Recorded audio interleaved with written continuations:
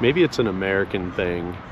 You hear about a murder or other tragedy that happens somewhere and they just mow down the home and cover it up or build over it, want it gone, want to forget about it. Germany is no stranger to tragedies, this being one of them, but yet they leave this standing as a reminder, and in fact they just build right around it. If you can see that behind me, a beautiful newer hotel. They just built it right up to the edge of the wall.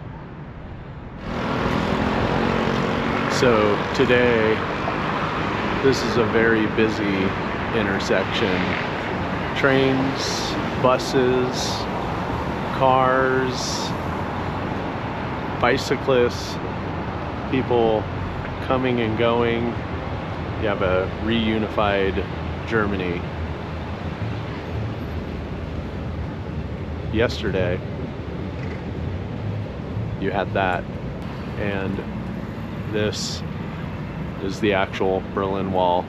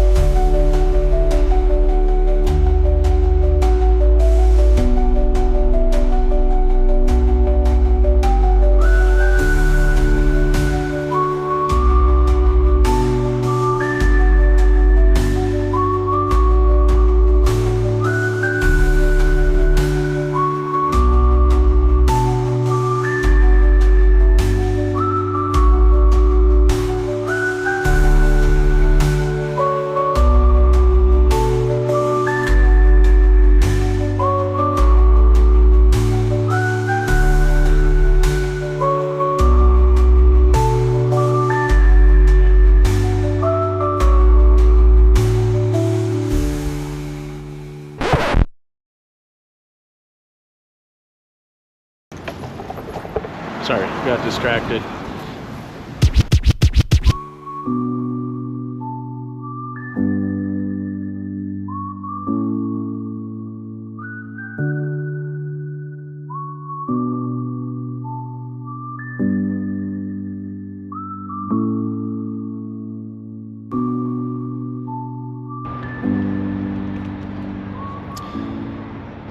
A lot of people believe that Hitler built this wall and it had to do with the Jews. And if you thought that, that's okay. In fact, Hitler was long gone when this wall was built. This wall was built with the Russian government in partnership with the separated German government, the German Democratic Republic. they built this wall. This construction started in the 60s, 1961, and JFK was actually in office at that time. That's another topic for another time, though.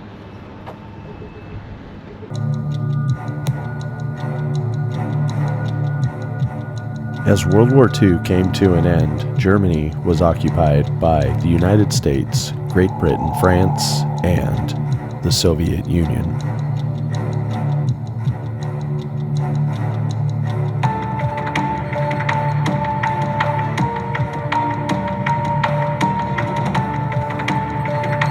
In 1961, the Soviet Union encircled the western portion of Berlin, building about 100 miles of wall, dividing Berlin into two cities.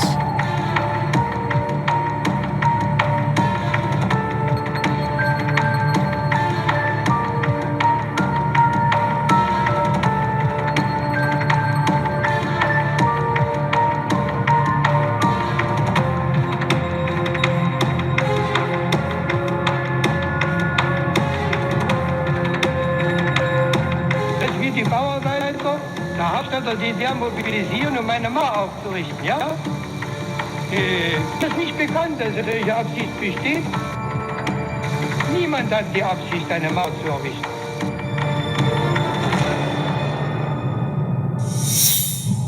East Berlin was now annexed within the Communist Soviet Union. West Berlin was occupied by the GDR, Great Britain, France, and the US.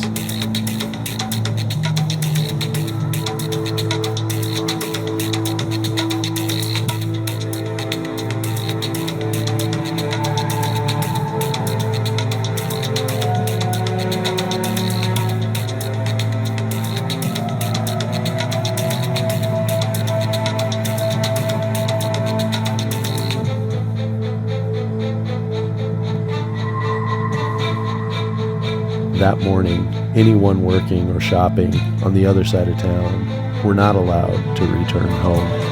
Some never saw their families ever again.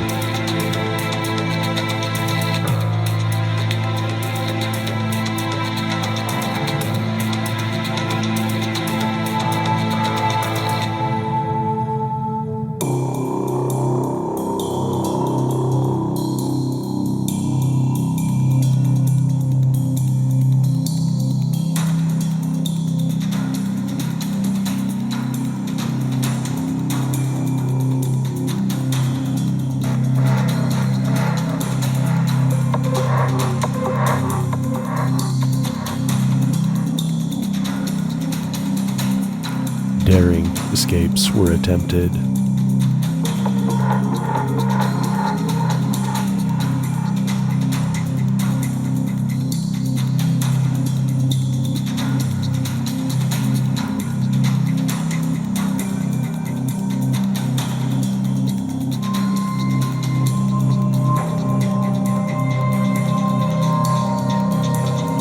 Over 5,000 succeeded.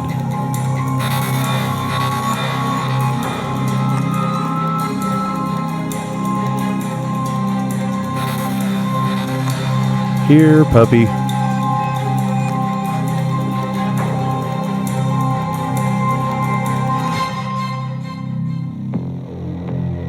Later in 1961, the wall began to evolve.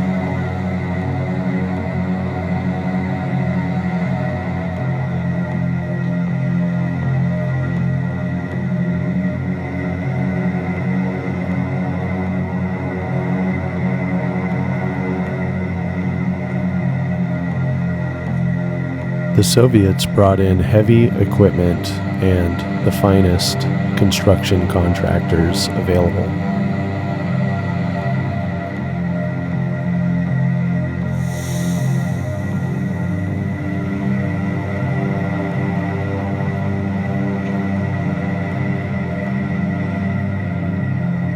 In some cases, the border ran right through the middle of a building, in which case the Soviets would just enclose it and make it part of the wall.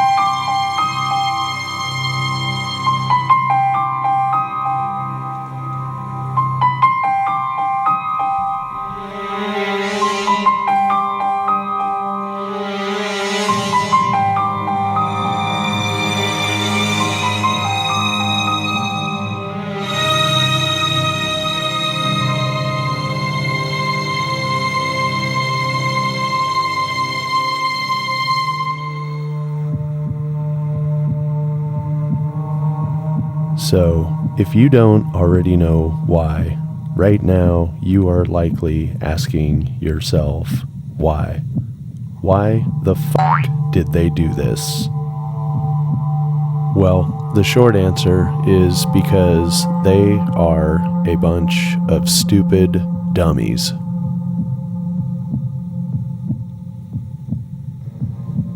Post-World War II, the western side of Berlin, occupied by Great Britain, France, and the United States, was developing much nicer than the east. Millions of Germans and Russians migrated west to enjoy a better way of life, leading to what became known as the brain drain of the Soviet Union, as persons of high lifestyle and education fled.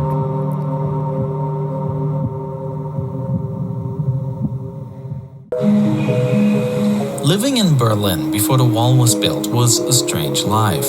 You could move around the entire city freely, but you were either an East Berliner or a West Berliner. After the Second World War, the victorious nations had divided the German city into several parts. The Soviet occupation zone ultimately became the territory of East Germany, a socialist state, and the western part of Berlin remained legally occupied, but in all practicality, it belonged to West Germany, a capitalist state. Socialism and capitalism, two different nations, and even two different currencies, separated only by streets. Trains connecting the different parts of the city would make announcements: next station, last stop in the eastern zone. Many people lived in one part of the city but worked in the other. East Berliners took jobs in the West in order to benefit from the stronger currency, while West Berliners got their haircuts in the East at prices that were much cheaper to them. And in a way, both systems tried to outdo the other. In West Berlin, a multitude of stores sprang up on the Kurfürstendamm Street, shop windows filled with the latest brand name products of Western consumer culture. While just a few streets away in East Berlin, there was Stalinallee, a street that was transformed into a boulevard full of buildings in the style of socialist classicism. But this open coexistence of two systems wouldn't last long. On the 13th of August 1961, Berlin woke up to a divided city. The East German government closed the border, which means that families were split apart. Though officially stating that this was necessary to protect their country, it was an effort to stop their own citizens from fleeing to the West, where opportunities, wages, and freedoms seemed greater. At the start, this was just a wall in name. It mostly consisted of fences and loose pieces of barbed wire, manned by guards. There were some unguarded stretches, and it was even possible to jump across. To make escaping more difficult, construction immediately began on a more permanent wall, made out of concrete and topped off with barbed wire coil around a Y-shaped metal arm. But this is not how the wall looked everywhere. A shortage of building materials meant that in the first years, just 10% of the border was built like this. And there was another issue. Sometimes the border between West and East Berlin went straight through housing blocks. Houses that now had to become part of the wall. The East German authorities forced people out of their homes and filled the windows with bricks. Over the course of decades, the wall is consistently upgraded with more and more increasing security features. What once was a single wall soon became a brutal border strip, cutting the city further and further apart. As improvements to the wall were made, escape attempts shifted to new methods, and the wall would be expanded again, a back and forth that was repeated until the last version of the wall was built. The version of the wall that became famous. From 1975 on, the East German authorities rolled out this version of the wall, a border virtually impossible for anyone to cross. And this is how it generally worked. Coming from the east, only the visual barrier made of concrete slabs can be seen. This was done so that the exact border fortifications are not visible as this knowledge could be used to plan escape attempts. Just behind this barrier, the ground is covered in so-called Stalin's grass. These are mats made of steel needles that would pierce the foot of anyone trying to jump across. Next up is a signal fence consisting of barbed wire stretched over concrete posts. Anyone trying to scale this fence would quickly press the wires together, triggering an alarm and notifying the guards in a nearby watchtower. Watchtowers were manned 24/7 by 2 to 5 soldiers. These soldiers had a clear view of the whole border, with orders to shoot anyone on sight. Trying to use brute force to break these sections would not work either, as behind the signal fence are several rows of tank traps, barring anyone from driving through with a vehicle. In the middle of this border zone is a path for soldiers to patrol the area, oftentimes accompanied by dogs. And behind this is the so-called death strip, a stroke of dirt stretching for miles in every direction, in full sight of the guard towers. Hiding is impossible, and if anyone somehow made it past here, they reach a part that is easily recognizable: the wall facing the western side. In contrast to the old wall, these elements had a foot-shaped bottom, which meant that no holes in the ground were needed for their construction. And instead of barbed wire on top, there were now pipes made of asbestos concrete. These pipes provided stability for the wall elements, and the East German authorities also hoped that they would decrease the prison camp feeling of the previous wall. But this was not the only reason for the change. The new concrete used was extremely smooth, with nothing to grasp onto. One thing the authorities didn't consider, however, is that this smoothness made the wall an easy target for graffiti from the western side. Graffiti that would dominate many of the 45,000 elements that were placed in Berlin. I'm standing in the kill zone here between west and east, and a range of emotions. First instinct is a little bit of a pit in my stomach and sadness. People are literally killed in this area here, but it's pretty incredible to see that it's been repurposed. I do love repurposing. You can see the remnants of the outer wall right here in the sand pit.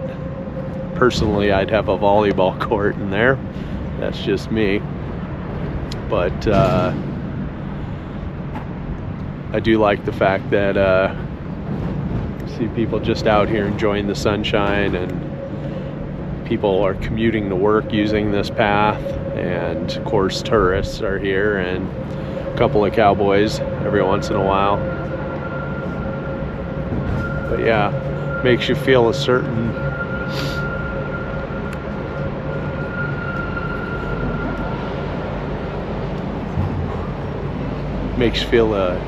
kind of way sitting here.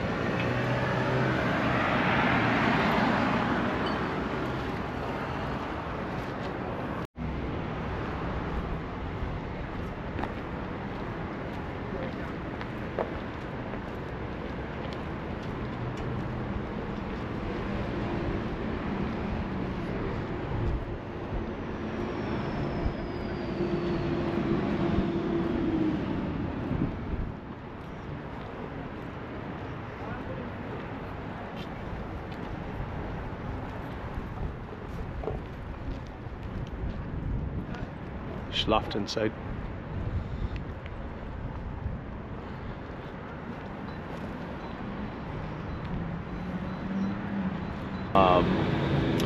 The last time I was here, you couldn't even cross this bridge. There were literally guard towers on that side over there, but you could come down here where I'm at, but you could not get in the water, could not go any further, could not cross that bridge.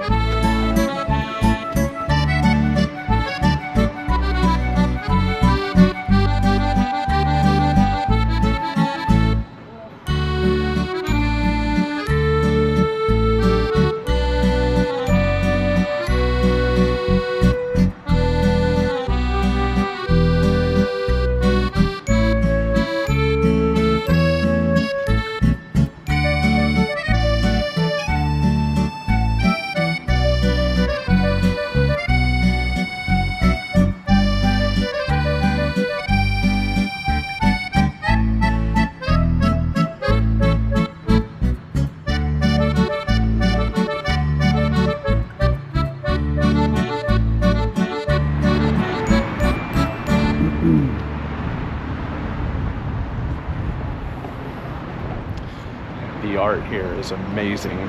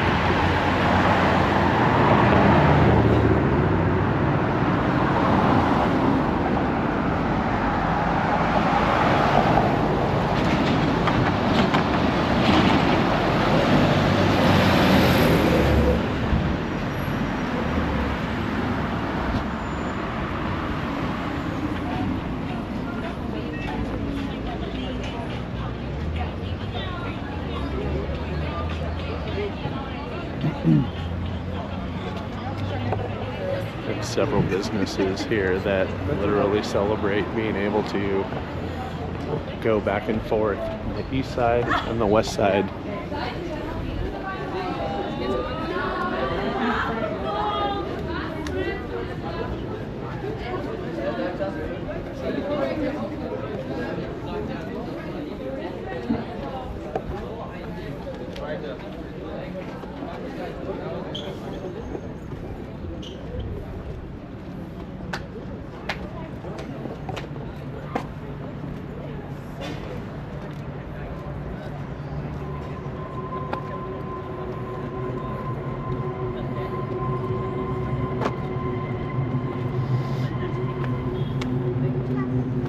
So, are you still with me? Are you along for the ride? Are you curious to see how we went from the Cold War to this? That the advance of human liberty can only strengthen the cause of world peace. There is one sign the Soviets can make that would be unmistakable, that would advance dramatically the cause of freedom and peace. General Secretary Gorbachev, if you seek peace, if you seek prosperity for the Soviet Union and Eastern Europe, if you seek liberalization, come here to this gate. Mr. Gorbachev, open this gate.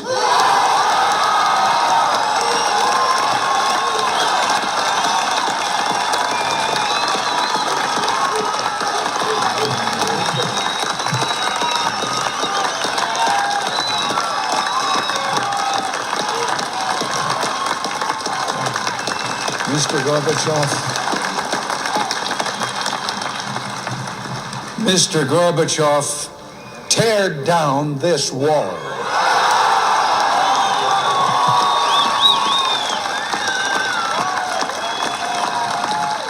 I was in high school when President Ronald Reagan delivered this historic speech, and while this was the most powerful message ever delivered by any government ever, we needed something additional. Knight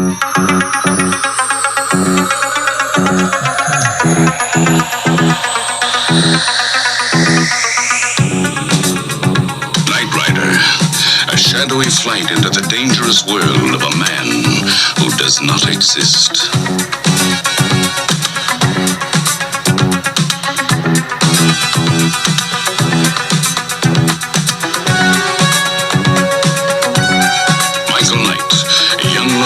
Crusade to champion the cause of the innocent, the helpless, the powerless, in a world of criminals who operate above the law.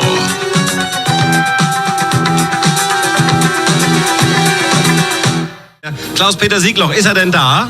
Ja, er ist angekommen. David Hasselhoff ist hier. Hallo! Prost Neujahr! Hallo! Und, liebe Zuschauer, wenn es ein Wort des Jahres gibt, dann ist es Freiheit, Freedom. Und wenn es ein Lied dieses Jahres 1989 gibt, dann ist es das von David Hasselhoff, Looking for Freedom. David, why did you want to come exactly here to the Brandenburg Gate? 1 year ago we did Looking for Freedom and it was a dream.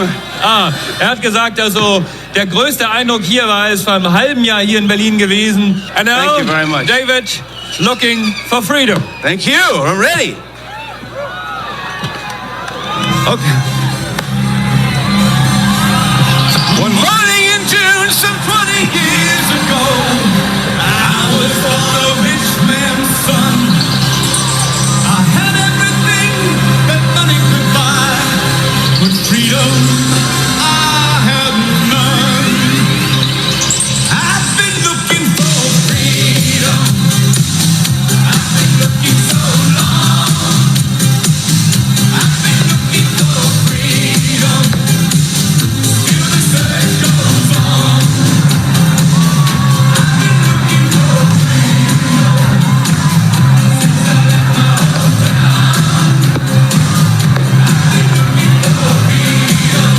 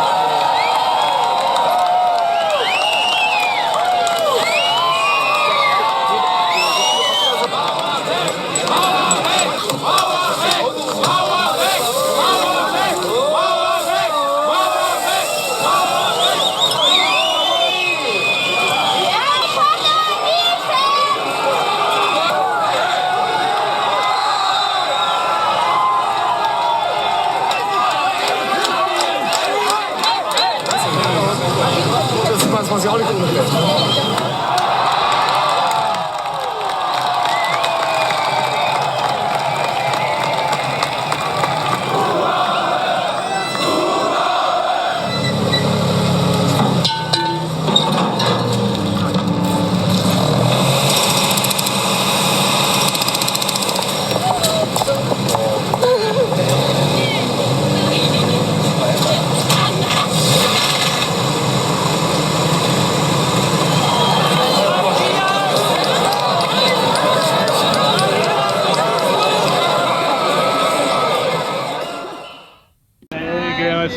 Guten Tag.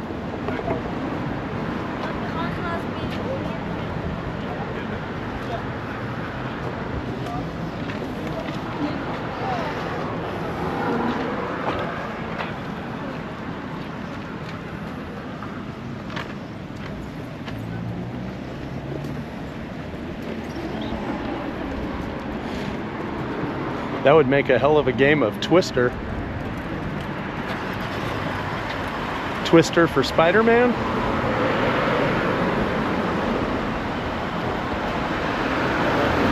Definitely Twister for Spider-Man.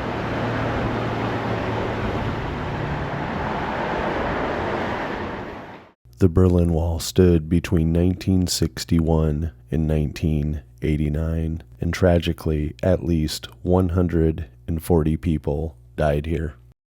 While this is yet another dark reflection of history in Germany, I really enjoyed returning here to see it, and I love their current use of the space. The art is incredible. I only wish my mother was there to see it with me.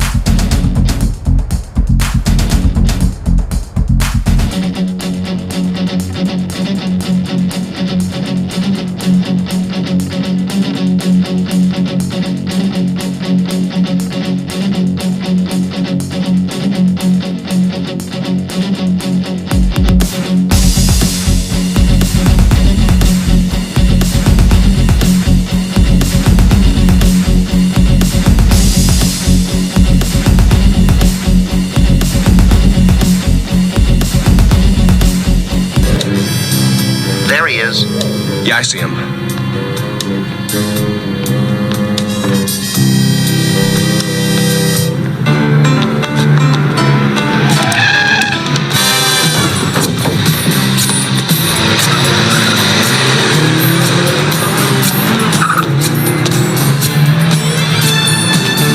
Let's get him, buddy.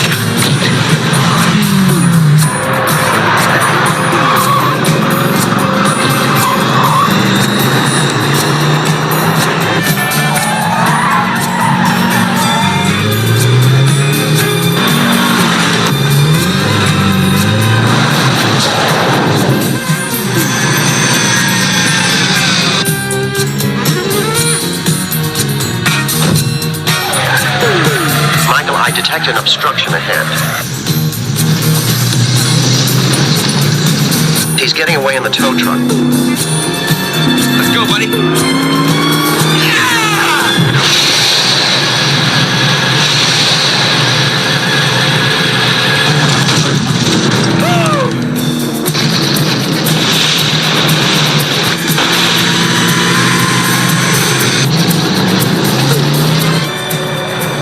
just ahead, Michael.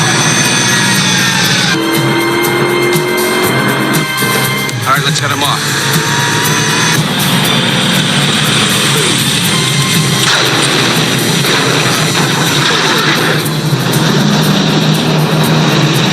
He's heading for the wrecking yard. Stay with him, pal.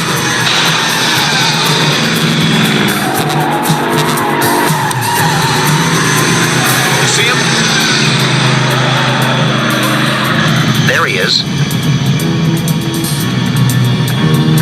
Michael, it looks like he's going to ram us.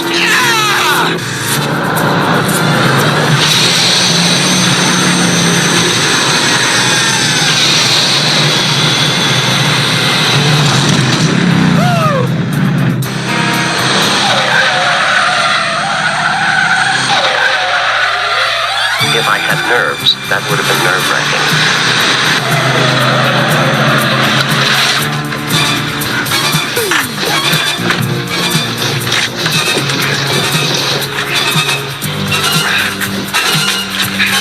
You know, Devin was wrong.